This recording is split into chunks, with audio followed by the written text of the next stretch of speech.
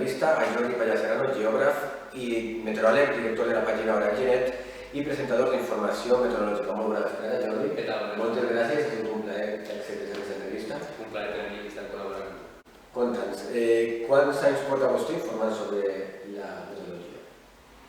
Jo vaig acabar la carrera de geografia l'any 1988, si no me'n recordo malament, i l'any 90 vam fer unes proves de selecció per a gent que volia ser presentador o presentadora del temps de la informació meteorològica en Canal 9.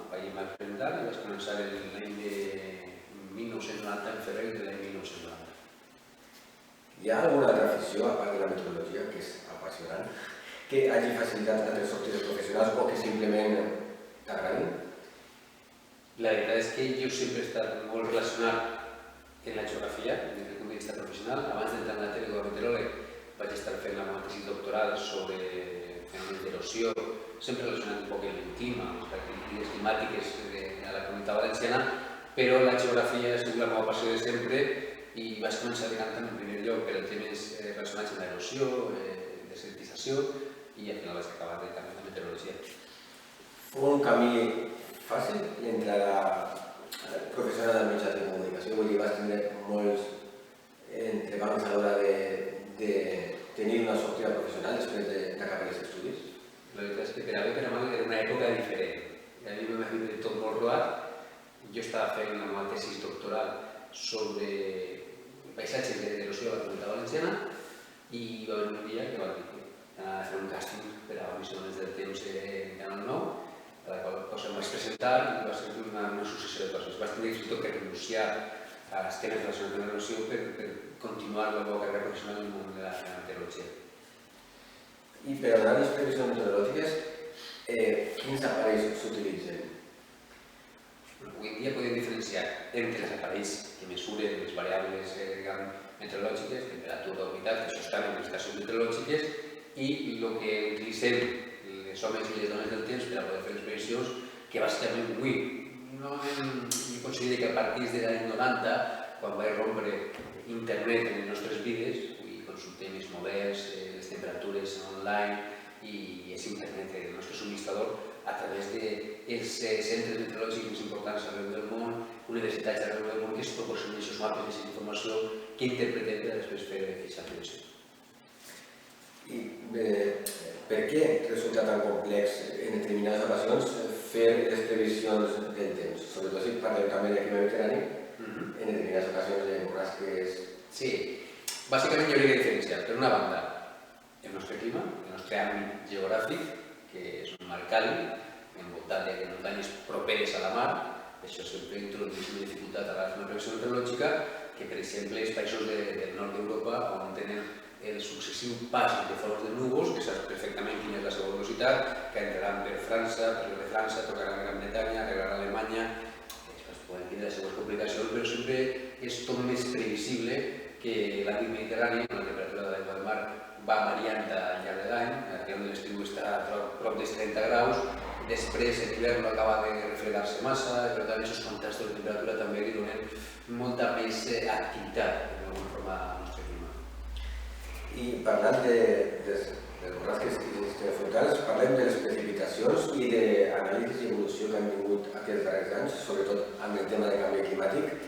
Conta'ns, els registres pluviomètrics anuals dels últims anys corresponen als normals en la zona del Mediterrani? Jo hi trobo a faltar a un estudi més exhaustiu, però sí que és una opinió personal, un parecer meu personal, pense que pot ser el total de precipitacions, per exemple, que la ciutat de València siga de 550 litres per metre quadrat el total anual de precipitació que acaba acumulant-se en València, però el que ha canviat ha sigut el règim de precipitacions, o sigui, la forma de ploure. Antigament, potser, aquesta precipitació anava distribuint-se de forma més o menys regular al llarg de l'any, sempre dos pics ben marcats de tardor i primavera. Ara, potser, estem tenint episodis molt puntuals que en poques hores, un dia, 2 dies, com a molt, el donen registres que és més de la meitat del que pot arribar a caure un any. És el que ha passat en les gotes fredes que han afectat el sud de la Comunitat Valenciana.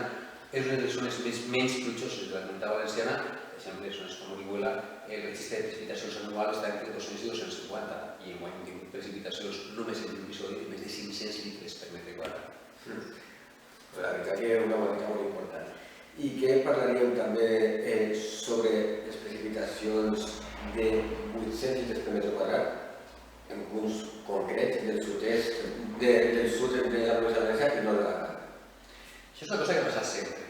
Quan tenim un episodi de pluges torrencials, ja som temporal de llevant, a una gota freda, hem de tindre diversos factors en compte.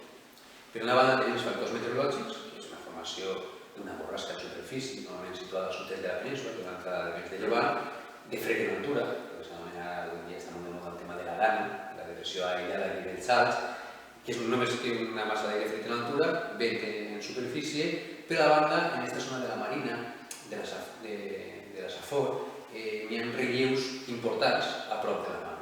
Què fan aquests relleus? Quan tu tens una massa d'aire càlida i humida que ve des de la mar amunt del corrent marítim, en topetar-se amb aquests relleus es veu forçada a ascendir i es topeta, diguem, més de sobte amb aquest aire fred dels capes altes de l'atmosfera i la formació de núvols convectius, que a la fi és que donen precipitacions torrencials, diguem, es genera en aquestes zones de la Safor de la marina. Entonces, es generen el que es diu sistemes mesoscalars convectius que estan, diguem, incorats en una zona durant molt de temps i aquests relleus afavoreixen això i per tant són precipitacions persistents continuades que donen registres històrics. No sé si va ser l'any 87 quan Oliva ostenta el rècord de precipitació d'Espanya de 24 hores amb 870 litres per metre quadrat, si no recordo malament, en 24 hores.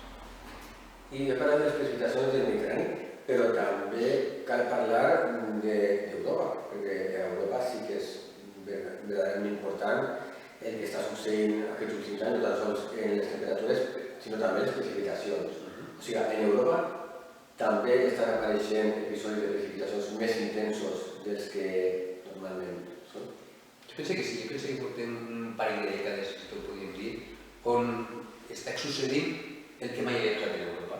És tindre temporals quasi mediterranis, per dir-ho d'alguna forma, ja torrencialitats de les precipitacions, unes temperatures, anomalies de temperatura molt altes i després qualsevol irrupció d'aire fred pot provocar aquests nuclis convectius als quals estem més acostumats a la Comunitat Valenciana, o a l'àmbit mediterrani, que no al centre o al nord d'Europa, que és una cosa que està passant i penso que és una cosa que evidencia aquest canvi climàtic. Llavors resistim a acceptar-lo una miqueta, però crec que són símptomes molt evidents. Està fent molt evident, possiblement. I avui en dia, si parlem de que les pluges torrencials o fortes o molt fortes s'han traslladat també a la zona d'Europa, com caldria classificar avui en dia les pluges del Mediterrani? Caramba, quina pregunta. Pues jo tenia un professor de climatologia que quan li preguntàvem això ja t'estic parlant més de 25 anys sobre el tema del canvi climàtic, què podia passar, ell d'una forma molt gràfica ens expressava que era com un traslladament de que estava passant a Àfrica, passaria a Europa, a sud d'Europa, a Península Ibèrica, a Comunitat Valenciana, i el que tenim així passaria al nord. En tot el que això comporta. Perquè jo en aquella època pensaves que era un poc de ciència-ficció, no? Un poc de ciència-ficció, és perquè avui en dia ja s'està demostrant que no. Està començant a patir els primers efectes, no? Jo t'he dit, fa 25 anys era una cosa que s'especulava i preguntaven què passaria. Ell no sabia respondre a aquesta pregunta, és un climatòleg molt qualificat. El que penso que és el que anava a passar en els propers 20 anys, i era molt important. Sempre quan ens preguntaven què passarà, no ho sabem. Ja tenim canvi climàtic, no ho sabem. Tenim que tenir un registre suficient de dades per poder confirmar el que està passant. Jo crec que es trasllada un poc tot al nord. Què implica això? Un canvi en el sistema de cultiu, el sistema econòmic i un canvi en el nostre sistema de vida, que si no el canviem, pot ser que les inclemències meteorològiques de la natura ens ho faran canviar de forma forçada. És algo que afecta a la vida en general, no tan sols el fet de que hi hagi canvi climàtic, que a vegades les persones més dies de platja, afecta a l'economia, afecta a la salut, etc. Claro.